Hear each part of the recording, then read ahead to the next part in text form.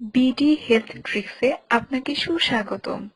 জানাচ্ছি আমাদের আজকের আলোচনার বিষয় স্বামীর যৌনাঙ্গের তুলনায় যোনিপথ সংকীর্ণ, তাহলে প্রথমবার সঙ্গমে কি ব্যথা লাগবে? প্রশ্ন: আমার বয়স 20, আমার সঙ্গীর বয়স 24।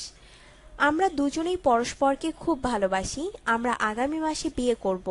তার যৌনাঙ্গের তুলনায় আমার যোনিপথ খুবই সংকীর্ণ। আমার বেস্টও তুলনামূলক ছোট। এটা কি পরবর্তীতে ঠিক হয়ে যাবে? কিভাবে আমরা স্বাভাবিকভাবে মিলিত হতে পারব?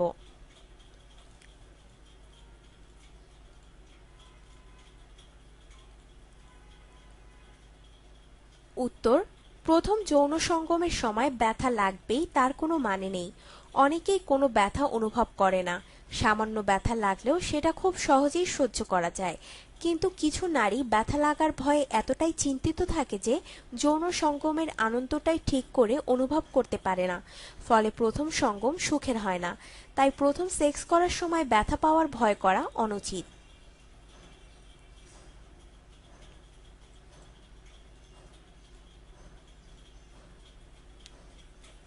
রিল্যাক্স থাকার চেষ্টা করো এবং মুহূর্তগুলো উপভোগ করো। রিল্যাক্স থাকলে এবং সেক্স ব্যাপারটা উপভোগ করলে যৌনাঙ্গ থেকে এক ধরনের পিচ্ছিল রস বের হয়, যা লুব্রিকেশনের কাজ করে, অর্থাৎ যোনিপথ পিচ্ছিল করে দেয়। এর ফলে সেক্সের সময় বা তারপরে ব্যথা হওয়ার সম্ভাবনা অনেক অনেক কমে যায়।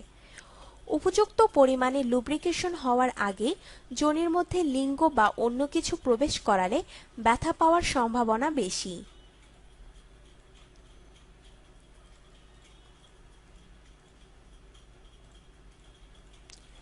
যদি তোমার সতীচ্ছেদ এখনো অক্ষত থাকে, তবে প্রথম যৌন সঙ্গমের সময় সেটা ছিঁড়ে যেতে পারে এবং তার ফলে সামান্য ব্যথা লাগতে পারে, যা মোটামুটি সূচ ফোটানোর ব্যথার মতো।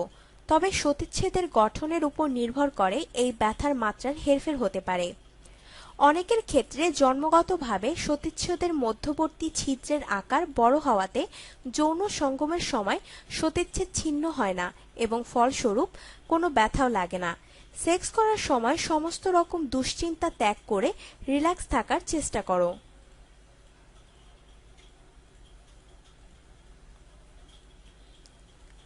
যোনির স্থিতিস্থাপকতা অত্যন্ত বেশি, তাই ওটা দেখতে সংকীর্ণ মনে হলেও চিন্তিত হবার কারণ নেই। লিঙ্গ প্রবেশ করালে লিঙ্গের চাপে যোনি নিজে থেকেই উপযুক্ত পরিমাণে প্রসারিত হয়ে যাবে। মনে রাখবে, স্বাভাবিক প্রসবের সময় যোনিপথ দিয়েই আস্ত একটি শিশু বেরিয়ে আসে। কাজেই তোমার স্বামীর লিঙ্গ কোনো অসুবিধা ছাড়াই বেশ আরামেই তোমার যোনিতে প্রবেশ করতে পারবে। তবে যৌন সঙ্গম শুরু করার আগে এটা নিশ্চিত হয়ে নেবে যে তোমার যোনিপথের লুব্রিকেশন উপযুক্ত মাত্রায় হয়েছে। না হলে লুব্রিকেটিং জেল ব্যবহার করো।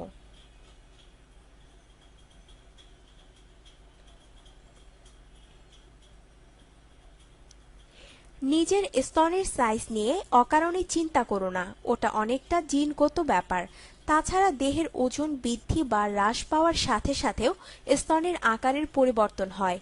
প্রেগন্যান্সিতেও স্তনের আকার বৃদ্ধি হয়।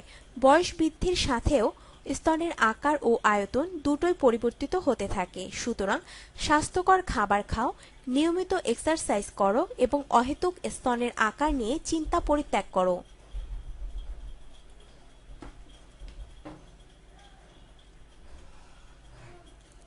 আপনার জীবনকে আনন্দময় করে তুলতে এবং বিভিন্ন স্বাস্থ্য টিপস ও পরামর্শ পেতে আমাদের চ্যানেল সাবস্ক্রাইব, লাইক ও শেয়ার করবেন। ধন্যবাদ।